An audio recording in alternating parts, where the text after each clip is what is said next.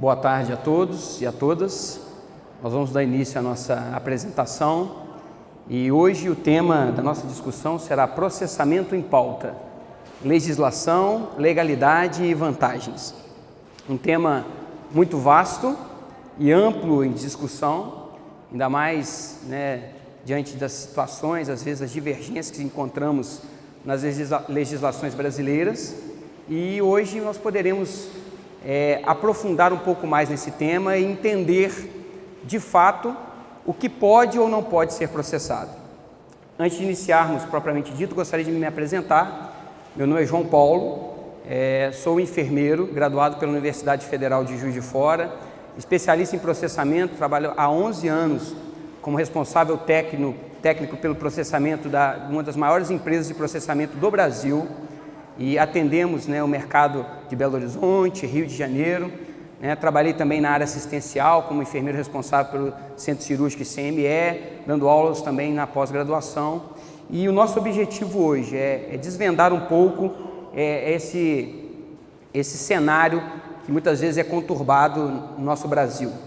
Um pouco do que trataremos hoje. Inicialmente nós traremos umas definições do que é processamento. Depois falaremos sobre a legislação brasileira, a legalidade do processo, os desafios para o processamento seguro e concluindo as vantagens do processamento. Bem, o que é o processamento?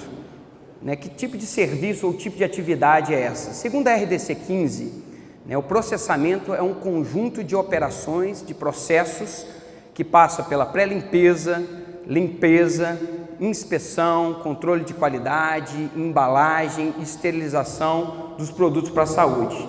Essa é uma definição que traz a RDC 15 de 2012, uma resolução da Anvisa. Ela diz: processamento de produtos para a saúde são um conjunto de ações relacionadas à pré-limpeza, recepção, limpeza, secagem, avaliação da integridade e da funcionalidade, preparo, desinfecção ou esterilização, armazenamento e distribuição para as unidades consumidoras. Um pouco da descrição desse processo, desse processamento. Então começa lá na limpeza, enxágue, secagem, inspeção, empacotamento, rotulagem, esterilização, controle de processo e também toda a tecnologia agregada a essa atividade. Onde se realiza o processamento? Basicamente, segundo a RDC 15, se realiza nas CMEs, classe 1 e classe 2, que na RDC 15 tem as definições, a caracterização da CME de acordo com o número de procedimentos e a complexidade desses procedimentos que são executados nas unidades de saúde e também nas empresas processadoras. O que se processa? O processamento é uma atividade realizada em todo o hospital, em toda a CME, de artigos termorresistentes. Então são as pinças, as bandejas, as caixas cirúrgicas e também o processamento de artigos que são termossensíveis, que não suportam a esterilização a vapor, a temperatura da esterilização a vapor. Dentro dos termossensíveis e também dos termorresistentes, nós vamos ter uma segunda caracterização: produtos para a saúde termossensíveis, que nós vamos chamar aqui de reutilizáveis. Em alguns momentos da legislação brasileira se usou a expressão uso único, mas produto de uso único é produto que vai ser descartado. Então vamos falar de produtos reutilizáveis, que a legislação brasileira permite a sua reutilização.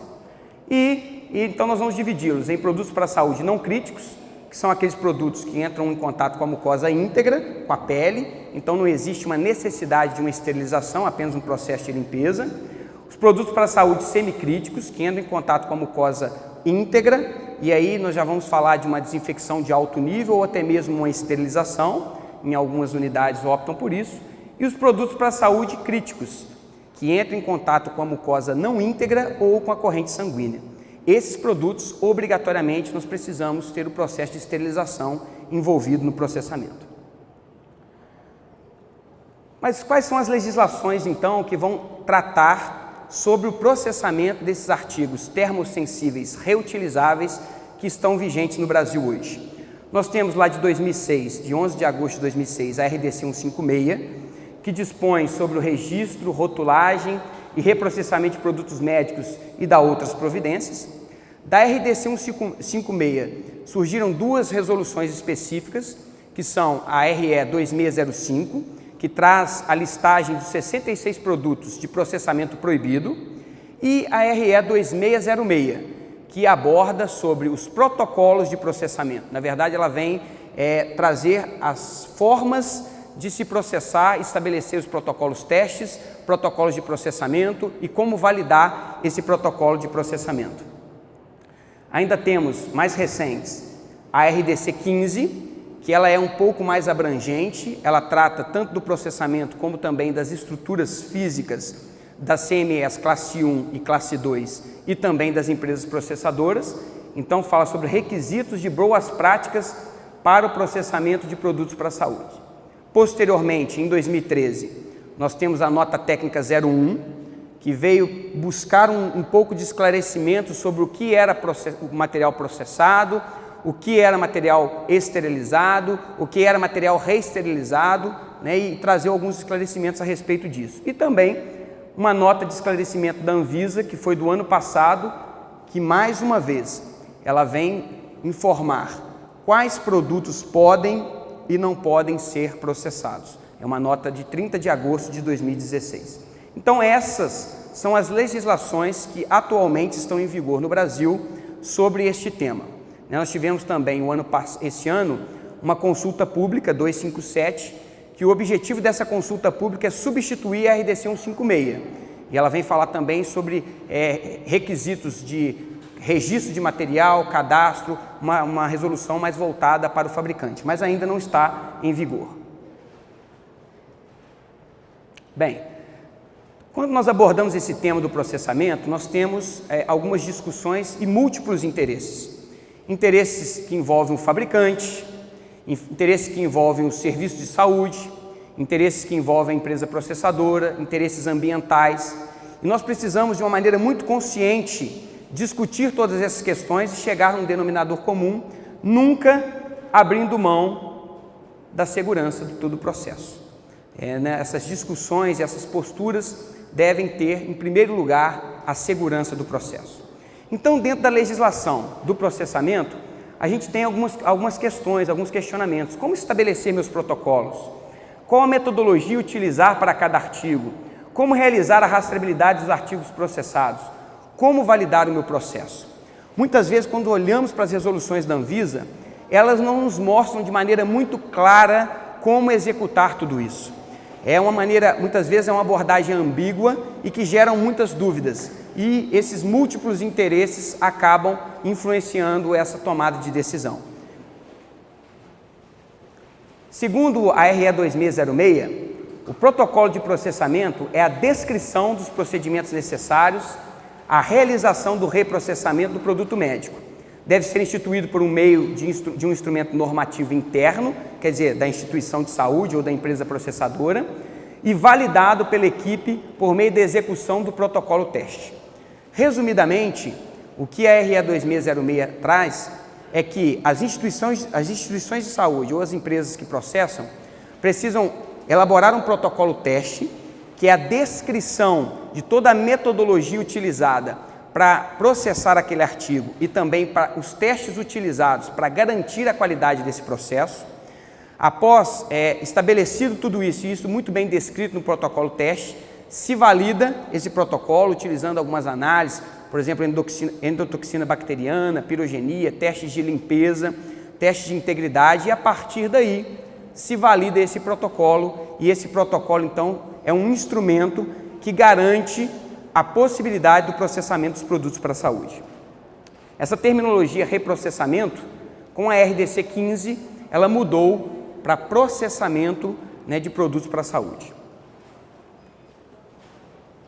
Bem, falando um pouco mais a fundo sobre as diretrizes desse protocolo de processamento, nós temos que estabelecer alguns critérios para esses produtos. Primeiro critério, o produto, para ser processado, a primeira regra, ele não pode estar constante na RE 2605. Então, naquela lista negativa, ele não pode estar constante. E tem outra regra, que mais à frente eu vou falar de maneira mais criteriosa, ele também não pode ter no seu rótulo a expressão proibido reprocessar. Então são hoje, na legislação brasileira, os dois critérios que vetam o processamento e, consequentemente, todo esse protocolo de processamento. Deve-se realizar pelas instituições uma análise do custo-benefício justificada, né? O processamento ele deve ser viabilizado também financeiramente, então tem que verificar se o valor do processamento, às vezes o valor do produto é mais barato que o custo do processamento de suas análises. Essa é uma análise que deve ser feita. Tecnologia de processamento compatível com o produto, então a instituição ela precisa avaliar se ela dispõe, né, do recurso próprio ou se pode ter um terceiro que tem uma tecnologia necessária para se processar esse produto, né, que seja compatível com o material. Se o produto ele vai permitir a rastreabilidade, o controle do número de processamentos, aí nós vamos avançar um pouco mais nesse critério. Não somente o controle do número de processamento, mas também para os artigos críticos, o controle da sua utilização. É isso que a RE estabelece como exigência. Um artigo crítico eu preciso saber tanto, né, o seu controle do processamento, mas também da utilização, o paciente que utilizou. Então esse produto precisa me garantir essa possibilidade. E a instituição precisa ter acesso a métodos de controle de qualidade. Todos os testes, as análises necessárias para garantir que esse processo realmente é um processo seguro para o meu profissional, para o meu paciente. Dentro do protocolo de processamento, alguns artigos estabelecem os critérios, como o artigo 3º, que ele fala que a elaboração, a validação e a implantação do protocolo de reprocessamento deve seguir algumas etapas, né? Na linha 1 nós temos análise e pré-seleção dos produtos a serem reprocessados. 2. Elaboração de protocolo teste para cada marca e tipo de produto selecionado. Essa é uma área meio complexa, né? Para cada marca, às vezes nós temos inúmeras marcas de um mesmo produto, né? Então às vezes é o mesmo tipo de catéter, é o mesmo tipo de pinça e às vezes nós temos várias marcas diferentes para o mesmo produto. A resolução diz que precisa ser um protocolo estabelecido para cada marca, mesmo que o modelo, né, a formação daquele produto seja semelhante, é necessário fazer para cada marca do produto. Avaliação dos resultados da aplicação do protocolo teste, elaboração do protocolo de processamento. Na linha 5, capacitação da equipe, aí nós temos monitoramento da implantação, dos eventos adversos, do descarte desse produto reprocessado e revisão constante desse protocolo de reprocessamento, diante de quê? Das tecnologias que sempre estão mudando, né? Às vezes da matéria-prima dos produtos, que também muitas vezes o fabricante muda essa matéria-prima e sempre precisa ser feita uma reavaliação desse protocolo para verificar se tudo aquilo que foi estabelecido ainda atende à necessidade para aquele tipo de produto. Diante disso exposto, nós temos alguns caminhos. Então, primeiro, está um pouquinho apagado aqui, mas nós temos protocolo teste, validar esse protocolo teste de processamento e a partir daí eu estabeleço para a minha instituição o protocolo de reprocessamento ou de processamento de uma forma mais atual. Dentro desse protocolo nós vamos falar de validação. Eu só posso garantir determinado processo se eu consigo mensurar esse processo, se eu consigo registrar e obter informações a partir dele. E a partir disso que vem a validação. Na RE da Anvisa 2606, ela descreve a validação como um processo estabelecido por evidências documentadas que comprovam que uma atividade específica apresenta conformidade com as especificações predeterminadas e atende aos requisitos de qualidade. O FDA, o Guidelines do FDA ainda traz uma outra definição complementar a essa que diz: validação de processos é o estabelecimento de evidência documentada que provê um alto nível de asseguramento de que um processo específico irá consistentemente gerar um produto que cumpra com especificação e características de qualidade pré-determinada. Validar um processo consiste em justamente conferir a esse processo a repetibilidade que nós precisamos para que todo esse trabalho tenha sua garantia estabelecida. Então, isso consiste na validação. O protocolo de validação ou plano deve ser estabelecido pela instituição através de um comitê de reuso. E esse é um ponto muito crítico quando tratamos das instituições de saúde no Brasil, porque é obrigação, segundo a RE 2606, cada instituição de saúde estabelecer uma equipe multidisciplinar, né, que envolve lá o Serviço de Controle de Infecção Hospitalar, envolve as enfermeiras da CME, envolve o corpo médico da instituição, e a partir daí, dessa equipe, estabelecer, né, uma equipe de reuso, e a partir daí validar os protocolos, estabelecer o limite de reuso dos artigos, buscar parceiros para as análises que são necessárias e a partir daí estabelecer o número de processamento de cada material. Isso faz parte da validação e é responsabilidade de cada instituição de saúde e também das empresas processadoras. A validação dessa forma é um processo documental que tem o objetivo de obter, registrar e interpretar todos os resultados necessários para demonstrar que um processo de processamento está consistentemente implementado e adequado ao fim pretendido. Ao validar um produto ou serviço, asseguramos que esse seja aceito por uma autoridade ou organização. E entramos aqui, nesse caso, nas certificações, né, uma ONA, uma ISO e até mesmo os órgãos de vigilância sanitária competentes que precisam validar esse protocolo, né, e identificar que ele está de acordo com aquele produto e com a capacidade técnica da instituição. Lembrando sempre que equipamentos e instalações são qualificados e processos são validados.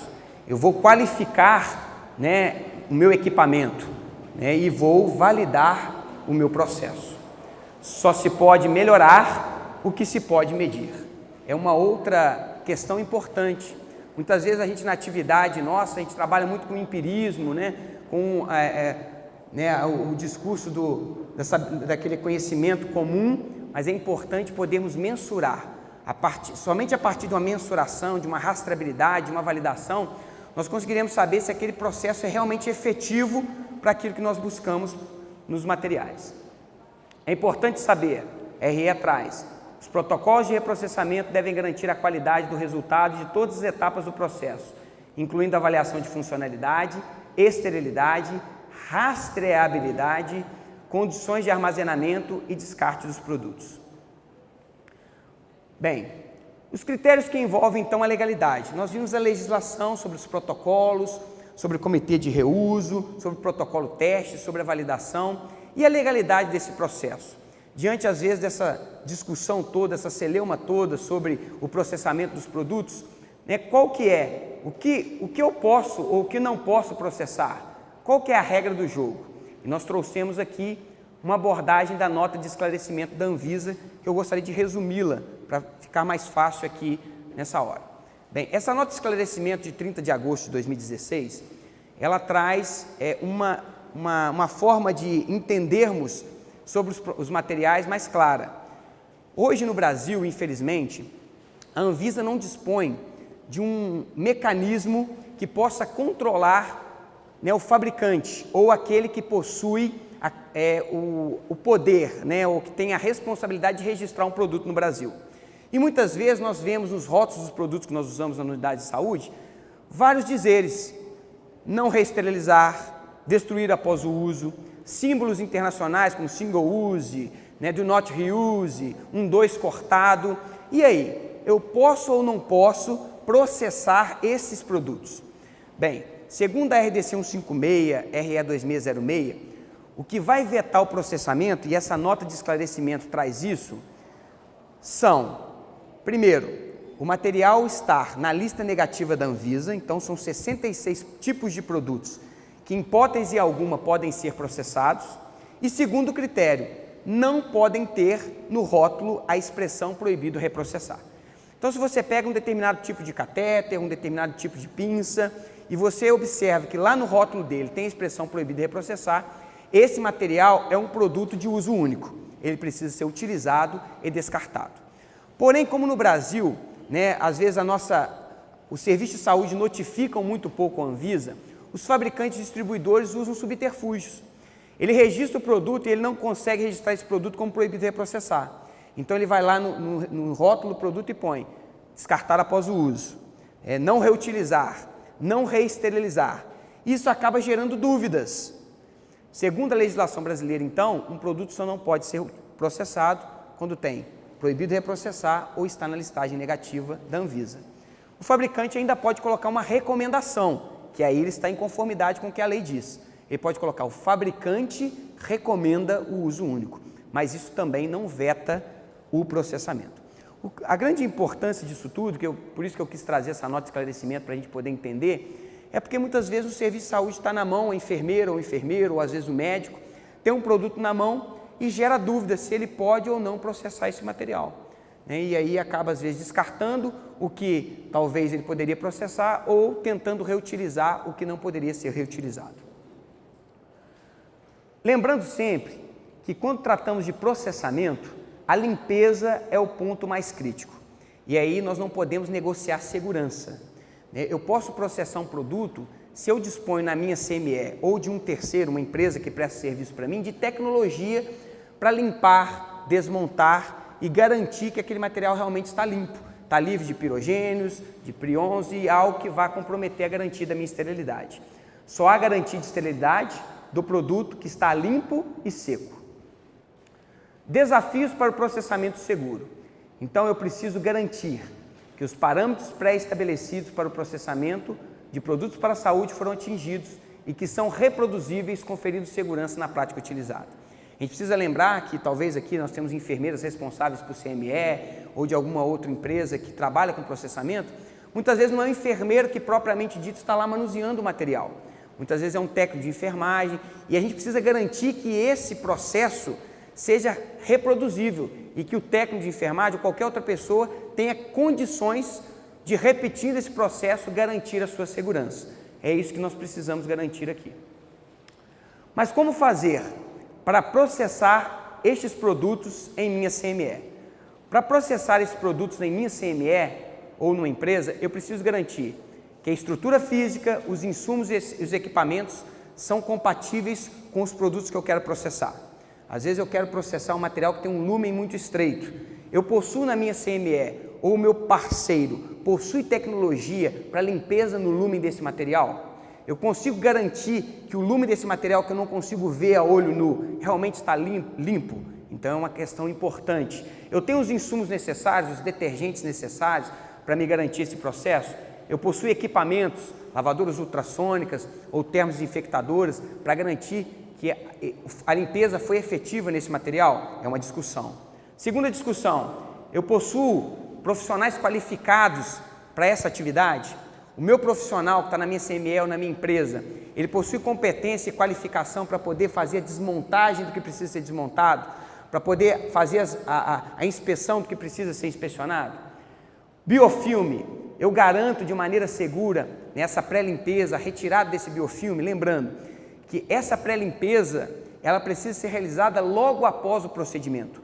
Quanto antes eu realizo a pré-limpeza do meu produto, menor a chance de eu ter um biofilme aderido. Então, estabelecer de maneira muito organizada isso na minha CME ou no meu centro cirúrgico. Terminou o procedimento, eu preciso fazer uma pré-limpeza desse material. Artigos complexos, eu possuo tecnologia para desmontar, para limpar? Muitos artigos, às vezes, a gente tem que ter uma tecnologia específica para desmontá-lo. Limpeza manual automatizada, só a limpeza manual é necessária? Somente a limpeza automatizada é suficiente para eu poder limpar e garantir a limpeza desse produto? Ou seria necessário ter a limpeza manual e complementar uma limpeza automatizada? Tudo isso é importante nessa discussão. Avaliação da limpeza, eu possuo também condições de avaliar como foi a minha limpeza? Eu possuo lupas ou algum outro equipamento que me dá essa condição? Eu possuo na minha CME ou na minha empresa testes de limpeza? Um teste de ATP, um teste lá de proteína, que vai me mostrar que o meu material realmente está limpo? Eu possuo testes que vão garantir que a cavitação da minha ultrassônica está eficiente, que a minha termo realmente está cumprindo a função dela? Eu consigo monitorar a qualidade da minha água? Ou se eu monitoro a qualidade da minha água, seja ela potável, e para os artigos críticos, a água de osmose, a água purificada, e aí nós temos vários métodos de purificação, uma deionização, destilação ou osmose reversa, eu garanto que essa água realmente está dentro dos padrões necessários para fazer um enxágue desse artigo crítico? E eu preciso também, após todas essas avaliações escolher o meu processo. O meu produto, ele permite que eu faça apenas uma desinfecção? Ou o meu produto, por ser um artigo crítico, me exige uma esterilização? Se me exige uma esterilização, qual método de esterilização escolher? Eu posso usar um peróxido? Eu posso usar um vapor a baixa temperatura, formaldeído? Eu uso um óxido de etileno? Qual método escolher diante, do produto que eu estou nas mãos? E aí, avaliações são importantes. Cada método de esterilização, cada processo de esterilização tem a sua vantagem e sua desvantagem. Cabe aos profissionais identificar, dentro da sua realidade, se aquele produto é compatível, se às vezes eu tenho um lume muito estreito, por exemplo, eu vou escolher um peróxido, eu tenho garantia que a difusibilidade, a penetrabilidade desse peróxido vai ser eficiente para entrar no lume muito estreito e comprido de um material que eu preciso processar. Eu posso colocar tudo no peróxido? O peróxido tem as suas vantagens, ele é um método de esterilização, não tem nenhuma toxicidade, ele me permite um pronto uso, então permite vários processos, mas ele também é um processo muito oneroso, os cassetes, os kits, os insumos utilizados às vezes são caros e às vezes eu tenho dificuldade também de abortar os ciclos, então são análises que precisam ser feitas.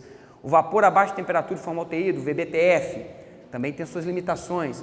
Como tratar esse resíduo? Qual a legislação específica que eu tenho, que vai me permitir fazer esse controle? O que eu posso, qual a forma de aeração? Como eu consigo controlar o que pode e não pode, o que é compatível e o que não é compatível? E da mesma forma o óxido de etileno, mutagênico, teratogênico, cancerígeno, e aí eu preciso garantir, se eu uso esse método, ou uma empresa prestadora minha usa esse método, qual a forma que ela aera esse material? O óxido de etileno é considerado mundialmente um método gold standard em penetrabilidade, difusibilidade, mas eu preciso garantir que esse material, além de estéril, não tenha nenhum tipo de resíduo desse óxido de etileno que vai comprometer a qualidade do meu serviço. Então todas essas questões são questões que nós precisamos discutir. E eu coloquei marcadinho aqui agentes químicos líquidos.